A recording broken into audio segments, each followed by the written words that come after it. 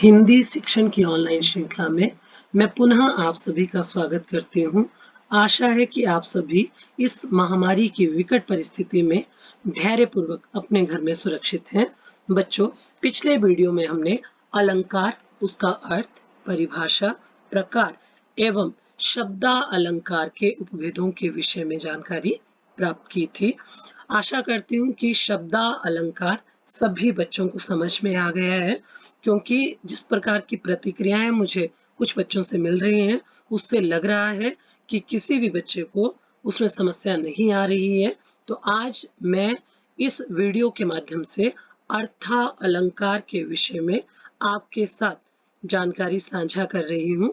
अर्था अलंकार से अभिप्राय है जहां हमें कविता में जो शब्द दिए गए हैं, उन शब्दों का जो अर्थ है, वो अर्थ जब हम निकालते हैं, उससे हमें कोई चमत्कार या एक अद्भुत अर्थ प्रकट होता है, तो वहां कौन सा अलंकार होता है बच्चों? अर्था अलंकार।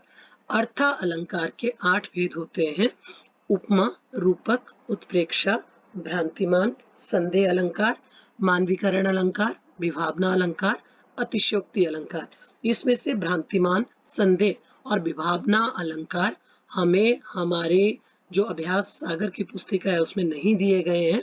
तो अर्था अलंकार में से हम जो हमें केवल पाठ 4 और पाठ 8 में अभ्यास सागर और ज्ञान सागर दोनों में हमें जो विषय रखा गया है, हमारा पाठ 4 है, उसमें जो अलंकार दिए गए हैं उन्हीं के विषय में जानकारी प्राप्त करेंगे। पहला है हमारा उपमा अलंकार। उपमा अलंकार को मैंने परिभाषित किया है: जहां किसी व्यक्ति वस्तु की तुलना किसी अन्य व्यक्ति या वस्तु से किसी समानता के आधार पर की जाए, वहां उपमा अलंकार होता है। जब दो व्यक्तियों में, दो वस्तुओं में कोई समानता हो या किसी व्यक्ति में किसी वस्तु जैसी कोई समानता हो और हम दोनों की आपस में तुलना करते हैं, तो वहां कौन सा अलंकार होता है बच्चों? वहां उपमा अलंकार होता है। उदाहरण स्वरूप हम देखते हैं: काली सड़कें तारकोल की अंगारे सी जली पड़ी थी। यहाँ हमारी दोपहरी कविता जो है ज्ञान सागर की, उसमें आपको मैंने बताया था जब हमने व्याख्या की है कि इसमें कौन सा अलंकार है? उपमा अलंकार है। उपमा दी गई है, तो यहाँ काली जो सड़कें, उसको किसकी संज्ञा दी गई है, किसके साथ उसकी तुलना की गई है? तारकोल के साथ। कि जिस तरह तारकोल काला होता है, वो सड़कें भी कैसी हैं? उस तारकोल की तरह काली है। अंगारे सी जली पड़ी थी, और जल कैसे रही हैं? वो अंगारों की तरह जल रही हैं। इसलिए यहाँ समानता के आधार पर, दो चीजों की जो समानता दिखाई दे रही है, उसके आधार पर कौन सा अलंकार होगा बच्चों? उपमा अलंकार। दूसरा है रूपक अलंकार। पंक्ति में जहां उपमेय और उपमान की अत्यधिक समानता को प्रकट करने के लिए उपमेय में उपमान का अभेद आरोप किया जाता है। उपमेय और उपमान को हमने परिभाषित किया है, फिर बता रही हूँ। उपमेय होता है जिससे तुलना की जाती है, और उपमान जिस वस्तु की हम तुलना करते हैं। जैसे हमने एक उदाहरण स्वरूप किया था कि उसका मुख चंद्रमा के समान सुंदर है, तो यहाँ उपमेय कौन सा है? चंद्र। और मुख क्या है? उपमान, क्योंकि मुख की तुलना हम किससे कर रहे हैं? चंद्रमा के साथ कर रहे हैं। तो जब हम रूपक अलंकार में इसको करेंगे, ये किया था हमने उपमा अलंकार में, पर अगर रूपक अलंकार में हम करेंगे तो हम क्या कहेंगे? कि उसका मुख चंद्रमा की तरह सुंदर है। ये नहीं कहेंगे पंक्ति, क्योंकि यहाँ क्या कहा गया है कि उपमेय में उपमान का अभेद आरोप किया जाता है, अभेद जिसको भेदा ना जा सके। तो अगर रूपक अलंकार में हमें यही पंक्ति लिखनी हो, तो हम लिखेंगे कि उसका मुख चंद्रमा है। हमने मुख को किसका, मुख पर किसका आरोप कर दिया? चंद्रमा का। तो वहां रूपक अलंकार होता है। एक उदाहरण मैंने और दिया है बच्चों, देखें सामने: पायो जी मैंने राम रतन धन पायो। पायो जी मैंने, पायो जी का मतलब मैंने राम नाम का जो रतन है, वो धन मैंने प्राप्त कर लिया है। तो यहाँ हमने राम के नाम पर रतन रूपी धन जो है उसका आरोप कर दिया कि राम के नाम को हमने क्या माना है? एक रतन माना है कवि ने। तो यहाँ राम नाम पर रतन धन का अभेद आरोप किया गया है, इसलिए यहाँ कौन सा अलंकार है? रूपक अलंकार है। जो राम नाम है वो उपमेय है, और रतन धन, जो रतन धन है, उस उपमेय को हमने क्या कर दिया है? उपमान पर आरोपित कर दिया है। तो यहाँ कौन सा अलंकार है? रूपक अलंकार है। उत्प्रेक्षा अलंकार है हमारे पास तीसरा। पंक्ति में जहां रूप गुण आदि की समानता के आधार पर उपमेय में उपमान की संभावना या कल्पना की जाए। बच्चों, आपको ये परिभाषाएं समान लग रही होंगी, पर हर एक परिभाषा में थोड़ा सा अंतर, जिसको हमने ध्यानपूर्वक देखना है कि जहां रूप या गुण की समानता के आधार पर उपमेय में उपमान की संभावना की जाती है, वास्तविकता नहीं होती। हम क्या करते हैं, सिर्फ कल्पना करते हैं, इमेजिनेशन है हमारी, वो वास्तविकता से कोसों दूर होता है, वहां उत्प्रेक्षा अलंकार होता है।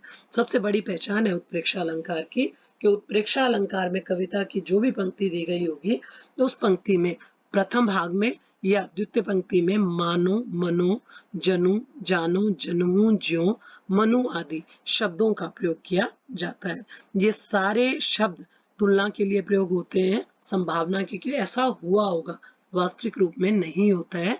इन शब्दों का जहां प्रयोग किया जाता है वहां हमारा उत्प्रेक्षा अलंकार होता है। तो सभी बच्चों ने ध्यान रखना है कि अगर कविता की इस तरह की पंक्तियां कहीं आए जिसमें मानो, मनो, जनु, जानो, जनहू, ज्यों, मनु आदि शब्दों का प्रयोग हुआ है, ये एक बार होगा प्रयोग, ये एक से अधिक बार भी हो सकता है, तो आपने सिर्फ इन शब्दों को देखना है और ये अंदाजा लगा लेना है कि यहाँ कौन सा अलंकार है, उत्प्रेक्षा अलंकार है, क्योंकि यहाँ क्या की जा रही है, कल्पना या संभावना की जा रही है। ये जो शब्द हैं ये कल्पना या संभावना को प्रदर्शित करते हैं।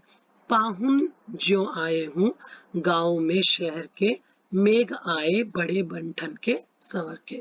जैसे मैंने आपको बताया कि ये शब्द होंगे, तो अगर आप प्रथम पंक्ति देखें तो ज्यों शब्द इसमें आया है, यहीं से हम अंदाजा लगा सकते हैं कि ये उत्प्रेक्षा अलंकार का उदाहरण है।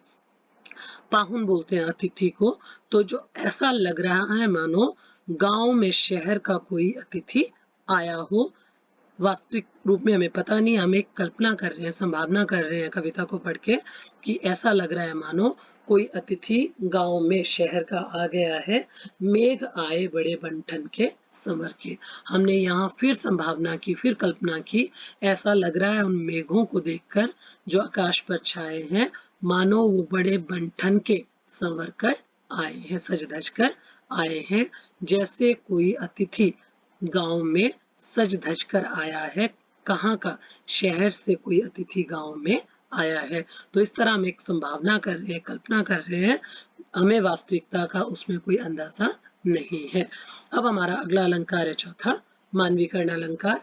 जहां पंक्ति में जड़ अथवा अचेतन तत्वों पर, जड़ और अचेतन तत्व क्या है, निर्जीव, जिनमें जान नहीं होती है, नॉन लिविंग, पर मानवीय भावों, संबंधों और क्रियाकलापों का आरोप करके उन्हें मनुष्य के समान व्यवहार करते हुए दिखाना, वह मानवीकरण अलंकार होता है।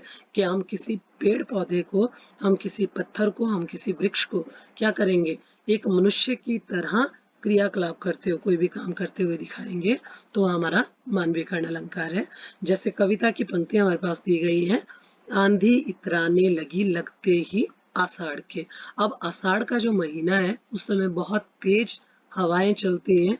उन तेज तूफान से भरी हुई हवाओं को देखकर ऐसा लगता है मानो जो आंधी है वो घमंड करने लगी है कि वो किसी भी चीज को क्या कर सकती है, किसी भी चीज को उखाड़ सकती है, कहीं भी ले जा सकती है। तो उसमें घमंड का स्वरूप जो हमें आंधी का उस समय दिखाई देता है, उसको कवि ने यहाँ अर्था अलंकार के माध्यम से प्रकट किया है, स्पष्ट किया है कि आंधी इस तरह से क्या कर रही है, इतरा रही है, घमंड करने लगी है। किस महीने के आते ही, आषाढ़ के आते ही, क्योंकि आषाढ़ महीने के अलावा कभी भी इतनी तेज हवाएं नहीं चलती कि वो इधर उधर के पत्तों को या अन्य चीजों को उड़ाकर ले जाए। तो यहाँ आंधी जो है उसको क्या किया गया है, मनुष्य की तरह घमंड करते हुए दिखाया गया है, घमंड का भाव उसमें लाया गया है। तो यहाँ क्या है, मानवीकरण अलंकार है, उसको एक मनुष्य माना है। जिस तरह मनुष्य घमंड करके कुछ भी काम करता है, किसी भी चीज को तहस नहस करता है, उसी तरह वो आंधी भी क्या कर रही है, घमंड के वशीभूत होकर उस कार्य को कर रही है, इसलिए मानवीकरण अलंकार है। हमारा पांचवा अलंकार है अतिशयोक्ति अलंकार।